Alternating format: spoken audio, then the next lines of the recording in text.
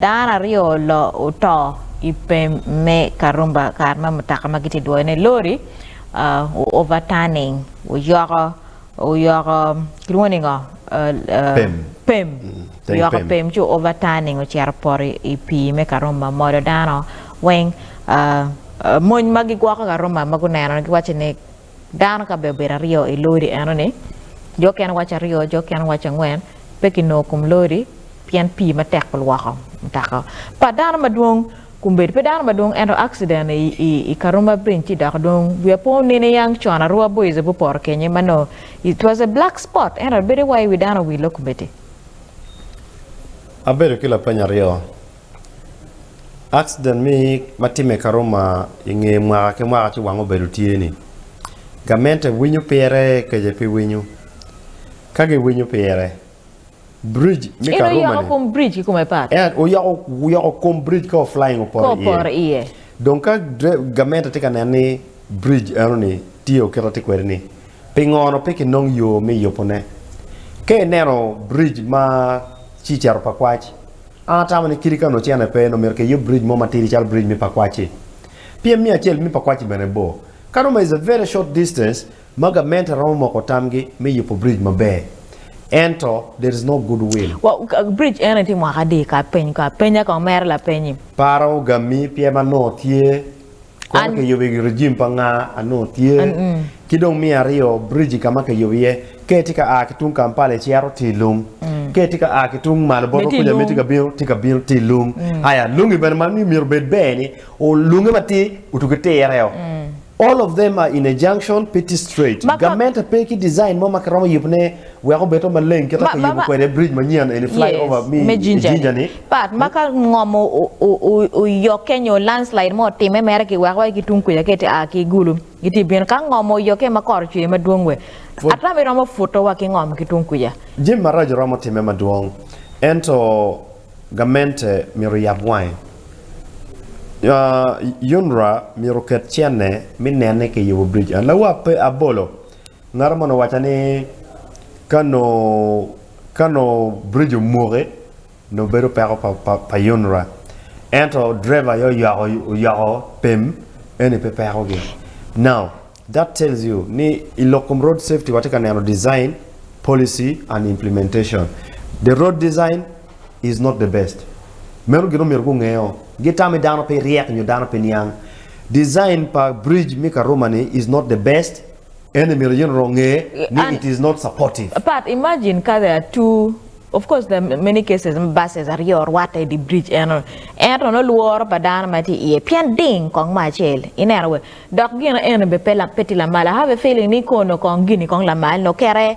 lori no yore no olo popo rama poro kono la mal and kono tek and the fact that lori which are yoko to even driving through nen inyut na nyorane metallic pavements egune bere petekot wal kalori yabo pore iye so metallic pavements menero karo and it's just like any other road surface PM road surface PM kiti nero kumbe design pa yone god menero mate penyane romo ki god makikaro and me avoiding pavement parking but it should be stronger part now a bridge kuma no miro go team ene want wachini gamente miro neni eni gena pera accident accident mi achel ema an kara matiri batch otada ubi por Karuma kumano Dano wane jomoto benetie jomo chiarwa kumbe benegitie that was the first time mangi ko Karuma amiro wachini an katika ngwech pol kare kenera mo tama cha ngwech ki pire mi chiaro gulu katika ngwech ka o Karuma aryo to the levels maben pangeyo and every time mati we bridge matika kar ki pire koyonera Parka bokene ati wachine of course pavements no bricks maki yo may bridge and it can be like any other brick maki yo bakere good and me gamento ngeni any ti kom river Nile makong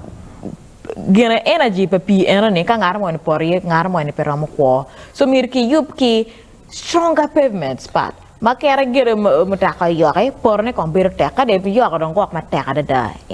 inena we an yok eno yoke ku diko chang wen kinuchu manyuti ngate no tineno bridge overall Emma mi achiel gamento ya bwangi menani bridge Karuma ni pierate mi ario mi gamento ngeni the biggest transit route yo ma dong tiu Dano ma dit loy weng ma connecting ko mala mi Uganda kilometer ko malo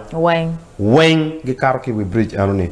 ke tam ko ni jomatika a ke Kenya weng ko gi biro ka gi chako neno kito mir gi connecting kwede ento one way watika connecting en ki tung Karuma kenyu nyu watika dugu ki yo Karuma ni jemi ma woro business ma woro kenyu duong ka don ko mbedi jomono biro ki fuso ma megi po ngi wa ngoma go tim gu poro ni buam gu chero ngoma tika time la chincha Dano poro ye ni no moni trailer mono beno ko ogoyo o poro po chero it is kibat kitika miyo Dano miya kitibu mo kenye don ki kerni mi bet mir kong do tiyo bab ka dak team renovation mir team renovation mano pia dak tiyo tidong infrastructure development mo wake kwere ni wano tika tij matake dong bero kwe if you cannot fix small things a bridge like Karuma mabera petio 1 kilometer. Really? But I think Karuma as a whole needs some development. We are post supermarket mo emano on the right Kenya ni makarma Chinese tie no all ko wa kong some life more no kong tie do Karuma Kenya and Karuma Kenya and yet it inero mega Karuma no mir bere beehive of activities karape beehive of activities all ko bet kong center mo ma ke ner kong wa don lobo mo tie ento kong ma chet kong no yugi ki onya ta Kenya and plastic pollution tunka ka eni keti aki Kampala yugi gama dog yo my ner pinge don lobo mo be peti ner ma bere dai the whole of Karuma Kenya centers mada no ge chol ke lokum chilu mabene ne chalo ka o ya tora pa ye chung nyo chami ye mi achel is where is a very dirty spot kete what Jimmy duan tight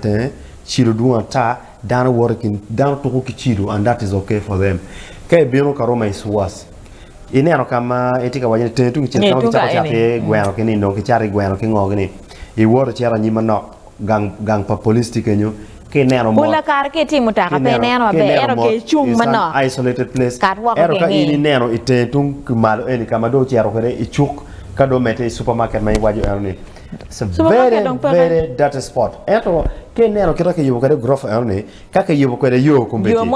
yo ma ke yubo ni kanu ke kwan yo ni ke kenyo ema ke yupo ma len kira ke yubo kare kumbeti ni present day ni kite ukatwi Karuma owe yo machera ruani maki nyuri this is the face of that area trust me wa Karuma ke kan no facelift ana mar pa kwach ka chichar pa kwach ka ti donyi tuan min bridge ni akar wa ona mete ke we Mutoka kan akebu ya wa around the bridge Kenya is nice you Kenya man leng metu ke watch yes this is a new place Karuma needs the same Karuma miru unong facelift makumano mirichak nano the feel of the bridge from the Karuma Trading Center. Ento awachi ka onra chiaro gamu lok ni